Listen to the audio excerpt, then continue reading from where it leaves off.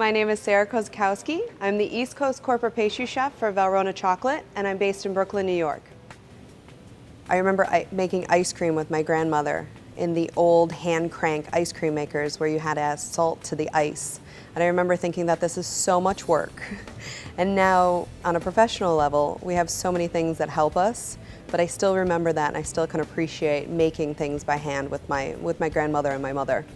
Today I'll be making a strawberry shortcake in a glass. Actually, the inspiration for my dessert was more of Opolis, because I felt that it would be a nice kind of backbone for the dish, not being too sweet, kind of being neutral. But then as I started to work through the dish, I realized that doing something like strawberry shortcake, really the main element, aside from the strawberries, is shortcake.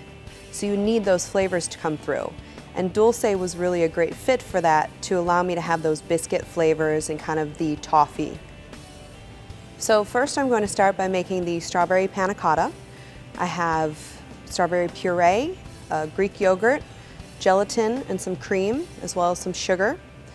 Basically going to combine all those, heat up my cream to melt my gelatin. So I'm going to mix all these items together and then blend them with an immersion blender.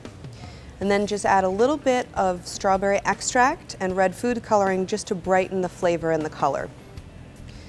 Then we're going to move on to the Opolis whipped ganache, which instead of doing just a traditional Opolis whipped ganache, I've actually infused the milk in this recipe with Captain Crunch cereal to give it a little bit of a nostalgic flavor and also add another element and dimension to it.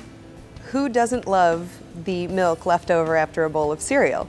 So that was somewhat of my inspiration, that after you're done with a bowl of cereal, drinking the milk is sometimes the best part. I chose Opolis for this recipe because it is less sweet than traditional white chocolate, so it allows the flavor of the cereal to actually shine through. And now I'm going to combine the two, and then I'm going to finish that with an immersion blender just to perfect the emulsion. And then I want to pour this into a shallow container so that it crystallizes evenly. And again, this is best if set for 4 to 6 hours, but also overnight is ideal. So I have my dulce that we're going to melt. And I especially like using this chocolate for this recipe because of the biscuit flavor and the slight salty finish. So it reminds me of more of a shortbread flavor. So I have all my ingredients for my rocher. A little more of a non-traditional rocher, as I've added freeze-dried strawberries, some cookie crumbs, we have the traditional almonds, but then I've also added, to impart more of that cereal flavor, Special K cereal. So you can also use cornflakes with this as well. So I'm going to take all my ingredients, combine them in a bowl.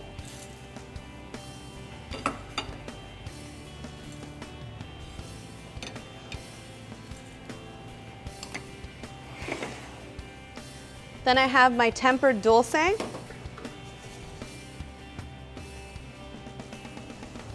I'm going to pour right over the top of my chocolate, and then I'm going to mix everything thoroughly. I want to make sure that everything in the rocher is coated with the chocolate. Taking care not to overmix so as to not overcrystallize my chocolate as well. And once everything is coated, I'm going to spread that onto my silt pad and gently spread it out without pressing it down. Then we're going to take our finished rocher, set it aside, and let it set up and crystallize. Once it is, we're going to break it into pieces and use it for garnish in our verrine. Following the rocher, I made the almond cake, which is a soft almond sponge. Usually in a strawberry shortcake, you're going to use angel food or pound cake. So this was my addition to the recipe, to have the soft sponge, but add the almond accent that also complemented the rocher. And finally, we finished with the infused berries. So I sliced the strawberries very thin and then laid them flat in a bag, as flat as possible, in a cryovac or a Ziploc bag. Laid the pieces of basil over the top, fresh basil. Sprinkled just a little bit of sugar, not too much, especially if your berries are nice and sweet. and then pressed as much air out as possible, and then let that set in the refrigerator overnight. For the decor, I tempered dulce, then spread it onto acetate sheets, used a comb to create lines, and then once this was lightly set, I wrapped it around a rolling pin and let it set completely and crystallize. I decided to use dulce because I knew in the component in the glass it would be right next to the rocher, so I felt that it needed that color and to really make it look like the strawberry shortcake, more of the pound cake accent, leaving the opolis on the top, the whipped ganache, to kind of be the whipped cream. I left an airspace in between just for a different kind of plating and design of this. Usually you're not going to see a strawberry shortcake in a glass to begin with, so instead of just layering the items and then piling them on top, I decided that it would be really interesting to make it more of an almost atrium on the inside. So you have the strawberries, you have the decor, you have the rocher, so you're kind of digging through different elements of the dish. So you're almost forced to go all the way to the bottom to get the strawberry panna cotta. Here we have our opolis whipped ganache that we're going to actually whip to the desired consistency. If you whip on a mixer, you have a tendency to over whip and therefore breaking the chocolate.